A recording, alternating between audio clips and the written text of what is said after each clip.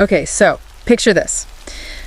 You're planning like the perfect luxurious getaway, right? Maybe a 5-star resort, beautiful beaches. Sounds amazing. Exactly. Maybe celebrating something special, with someone you love. But then imagine that dream just turns into an absolute nightmare. Oh. Today, we're going to try and unravel the really perplexing events around the tragic deaths of a young, wealthy Chinese couple, Li Chiming and Cheng Jianan. Yeah, this happened in a luxury hotel in Bali. And this deep dive, we're going to piece together what the police initially found, look at the honestly glaring inconsistencies. There are quite a few. And explore some compelling alternative theories that, frankly, still leave a lot of questions unanswered. Yeah, this isn't just, another true crime story. It's a case that really tears through that glossy image of luxury travel. How so? Well, it exposes how even in a place that seems like a secure paradise, having immense wealth can suddenly become this unimaginable danger. It's a truly baffling story. And it all happens against this backdrop of Bali, which makes it even darker. So let's transport ourselves there to those sun-drenched shores where paradise was concealing a really dark secret. Bali, for so many people, it is the dream destination. It's one of Indonesia's most popular spots, right? Correct. Stunningly beautiful. Oh, absolutely. World-renowned, its natural beauty, the culture, the biodiversity. It's got everything. The kind of place you picture for that perfect escape. And part of that dream setting for this story was the Intercontinental Bali Resort. Right. A 5-star luxury hotel, big global brand name. You've got private beaches, huge pools, really elegant decor, professional staff. On the surface, it looks like the definition of an idyllic, secure paradise. Totally. And into this paradise steps our couple, Li Chiming, he was 25, and Cheng Jianan, 22. They were described as like the ideal young Chinese couple. Yeah. Attractive, seemed very well off. And Li, the man, he was reportedly a crypto magnate. There were these rumors, whispers, that he'd amassed this staggering fortune. Yeah, figures like over $500 million USD were thrown around. From trading Bitcoin, Ethereum, that sort of thing. That's $1 billion! Wow! And Cheng, his girlfriend. She was a university student. People described her as really kind, cheerful, patient, very popular with her friends. And their relationship, it started back in 2021, and it sounds like it was pretty serious. Very serious. Li had even taken this really significant step, moving his hukou, that's the household registration in China, to Cheng's family. And that's a big deal in China, right? It's not just changing your address. Not at all. It's a deeply embedded system, ties you to your birthplace for social benefits. Changing it, especially between families like that, it's complicated, highly symbolic. It screams commitment, serious plans for marriage. So this trip to Bali, it was meant as a celebration. Yeah, celebrating Cheng's upcoming graduation and kind of the start of a new, more serious chapter for them. Okay, so timeline. They arrive in Bali April 27th, stay somewhere else first. Right, then Cheng checks into the Intercontinental alone on April 30th. Alone, okay. And Li joins her shortly after midnight, so early hours of May 1st. And that was the last time cameras outside their room saw Cheng alive. Right. And that peaceful morning, May 1st, 2023, that's when the idyllic image just shatters. Completely. A hotel guest, they call him Mr. B, in room 4228, he gets woken up around 6 a.m. by groaning sounds. Faint at first, he said. Coming from room 4223, the couple's room. And these sounds, they get louder, more distressed, like someone in real agony. Yeah, extreme pain. But what's really unsettling here, I think, is the delay. The response time. Yeah. Mr. B listens to these disturbing sounds for 20 minutes. 20 agonizing minutes. Oh. Then he calls the lobby. Okay. But it takes another 20 minutes for staff to actually respond and go check it out. And that delay, well, it turned out to be critical. Oh, man. And what they found, it was gruesome. Truly. A staff member finally arrives, finds Li's naked body in the hallway near their room, 4223. Yeah. He's lying there on the floor. Naked. And there were blood trails. Clear blood trails leading from his room. His body was covered in severe stab wounds, head to toe. Oh, my God. It looked like he desperately crawled out of the room, trying to get help, before he collapsed. Crawled out, seeking help. Okay. And Cheng. So staff followed the blood trail back into room 4223, and they found Cheng, also naked, in the bathtub. In the bathtub. Half submerged in water. Her pajamas were tied really tightly around her neck. Strangled. Seems like it. And there was an open wine bottle nearby. So right away, this wasn't just some incident. It was a full-blown, horrific crime scene. So with this terrible discovery, the focus immediately shifts. Initial investigation. What did the authorities find when they started digging into this mess? Well, the suite itself, room 4223, the living area was ransacked.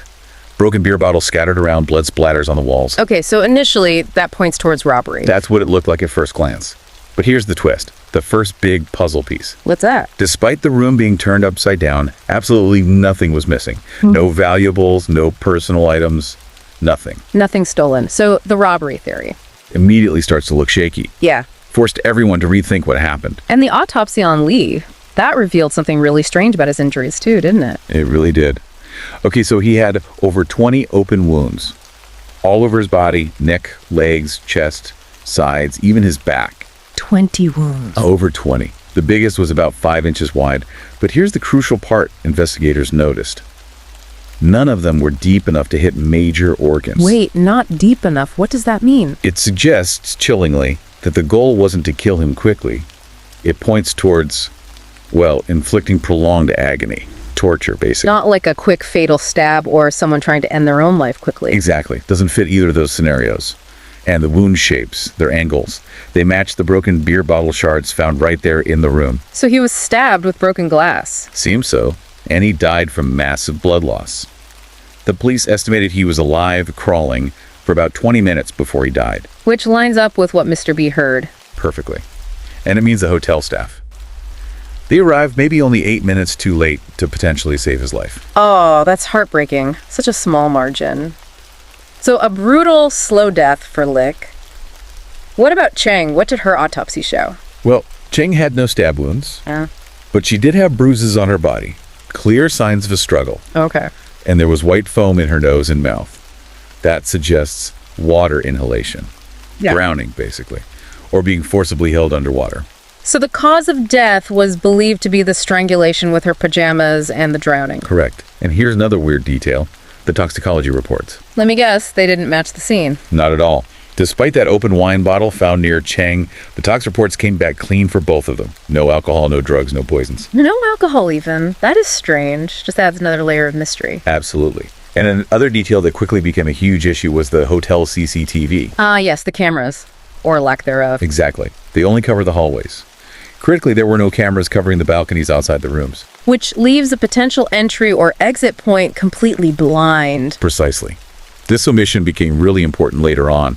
Meanwhile, the Chinese consulate in Bali, they quickly put out a statement, confirmed the deaths, advised other Chinese tourists, said they were working with local police. And the public reaction. It was intense, especially because somehow graphic crime scene photos got leaked online. Leaked! They caused widespread shock, distress, a lot of fear.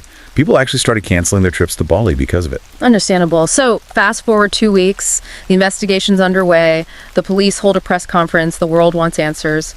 What did they conclude? Well, their conclusion absolutely stunned everyone. They announced there were no outside suspects involved. No outside suspects. So, what was their conclusion? Their official finding was that Li Chiming had murdered Cheng Jianan and then killed himself using those broken beer bottles. A murder-suicide. Wow. Okay. That feels counterintuitive given what we just discussed. Exactly. And the reaction was immediate disbelief. Widespread skepticism from the public in China, in Indonesia, online communities everywhere. People just weren't buying it. What were the biggest holes people were pointing out? Why couldn't they accept the murder-suicide theory? Well, I mean, for starters, just the sheer brutality and the nature of Li's wounds. Yeah. Over 20 shallow cuts with glass shards. That just screams torture. Like you said, not how most people would choose to end things. Right. It's prolonged, agonizing. And then there's the practical question. How do you even inflict wounds on your own back like that? It seems almost physically impossible. It just didn't add up for so many people. And crucially, why would Li crawl out of the room, seemingly desperate for help, if his plan was suicide? Good point. His actions seem to contradict intent. Totally.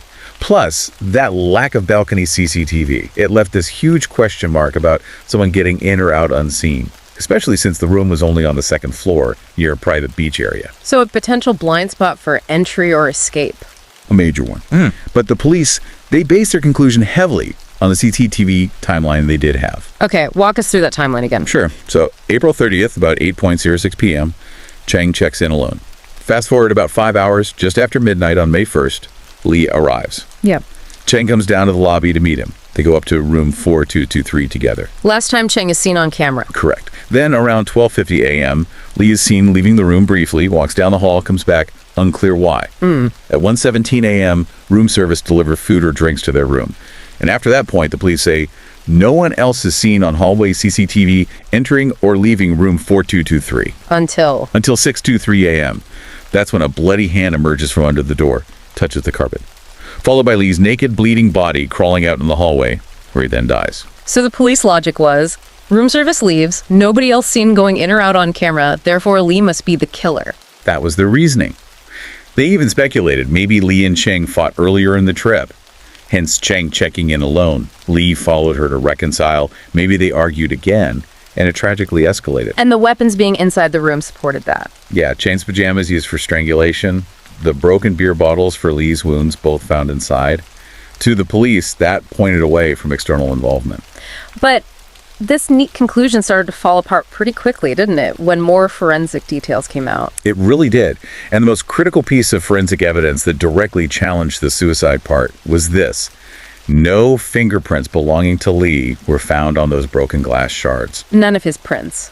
On the weapon he supposedly used to inflict over 20 wounds on himself. Not a single one. That alone massively weakens the self-infliction theory. Hugely. And on top of that, digging into Li's background, they found nothing. No history of aggression, no domestic violence reports, no friends describing a toxic or manipulative relationship, zero criminal record. So it raises a fundamental question. Why would this guy, with no apparent history of violence, suddenly commit such a brutal murder and then choose such an incredibly torturous way to end his own life? It doesn't fit the profile. It really doesn't. Okay, so given these massive inconsistencies, the sheer unlikelihood of the official story, it's no surprise alternative theories started bubbling up. What were people proposing instead? Well, the first big one was basically robbery gone wrong. Back to the initial appearance of the room. Exactly. The thinking goes. Chinese tourists are sometimes seen as wealthy targets in Bali. Cheng checking in alone might have unfortunately flagged her. And the entry point, the balcony? Potentially. That second floor room near the so-called private beach, maybe not so private. Easy access for intruders. But what about nothing being stolen? In this theory, the idea is maybe the robbers panicked, things escalated, people were killed, and they just fled without grabbing anything. Some people even whispered about an inside job. Like hotel staff being involved, providing info.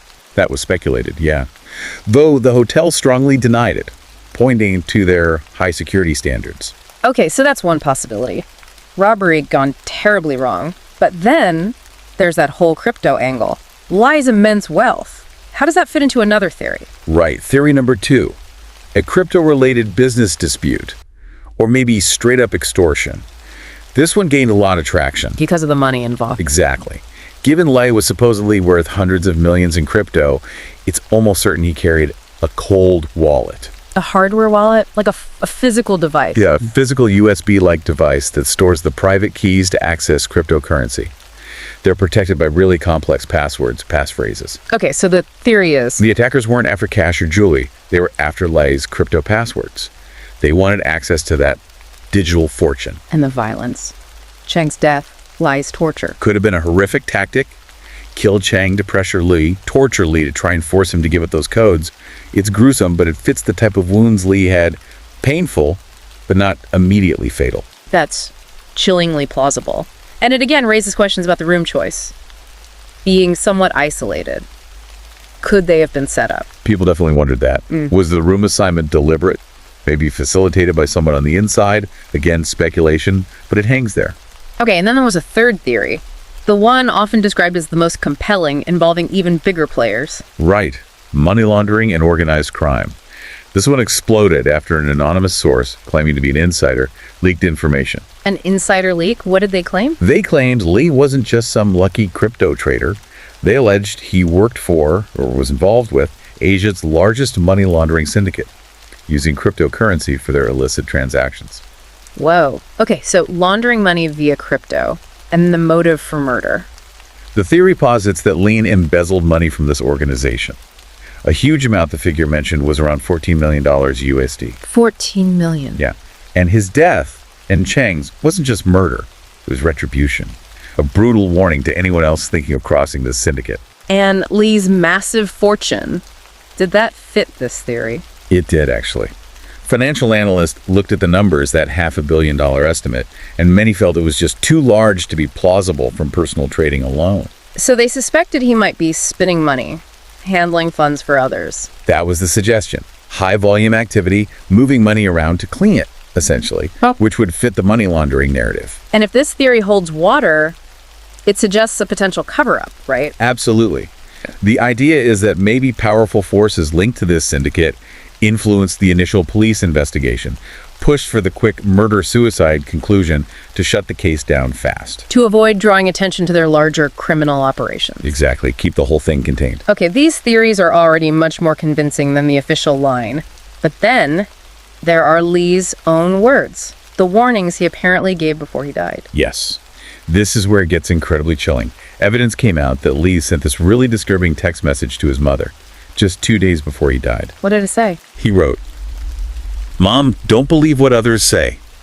No matter what anyone says, they are trying to harm me." They are trying to harm me. Wow, that's direct. Incredibly direct. And it gets worse. His mother had also been receiving anonymous phone calls before his death. Calls about what? Suggesting Li was on drugs. Suggesting he was going to end his own life. Basically, planting the seeds for the narrative that later emerged. The narrative Li himself warned his mother not to believe. Precisely. And the fear, it didn't stop when he died. After his death, his mother apparently continued to receive threats. Threats, to the point where... To the point where she was too afraid to travel to Bali to retrieve her son's body. Unlike Cheng's family, who did go. That speaks volumes about the danger she felt. It really does. And there was one more message. A cryptic one Li had sent to Cheng earlier. What did that one hint at? He wrote something like, "I hope one day you will see the other side of the world. Please take care of my 3 cats and my mother. I tried my best, but it was too cruel." It was too cruel. Sounds like he knew he was in deep in something dangerous. These messages, taken together, strongly suggest Li knew he was in grave danger, living on the edge. That his wealth wasn't just luck. It came with a very real, very deadly cost. So, putting it all together, this case just leaves you with this deep sense of unease, doesn't it? So many unanswered questions. Absolutely. The bizarre nature of the wounds, Li's missing fingerprints on the glass, him crawling desperately for help, those chilling warnings he sent. It all clashes so strongly with the official murder-suicide story. It just doesn't satisfy anyone's curiosity, really. Not at all. And the incident definitely strained relations between China and Indonesia. Tourism to Bali took a hit. And the official status now. Officially closed. The Indonesian police are sticking by their murder-suicide conclusion. But the public outcry, the mountain of conflicting evidence, it really suggests this might not be the final word. It makes you wonder, doesn't it?